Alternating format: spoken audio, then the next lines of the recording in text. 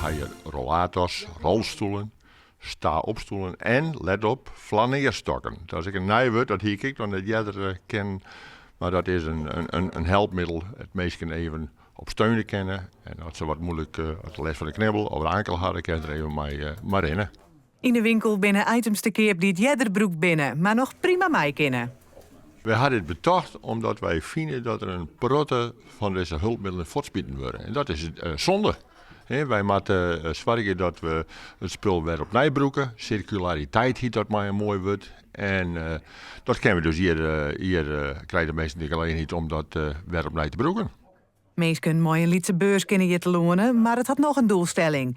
Het is een sociale onderneming waar meesken mooi een afstand aan de arbeidsmarkt on het werk kennen. De kersthaast en ik zien dat de meesten hier weer werkervaring opdoen kennen. Ze kennen hier reparaties verrichten. En deze meesten die jou weer een kans om op de arbeidsmarkt weer een plek te krijgen.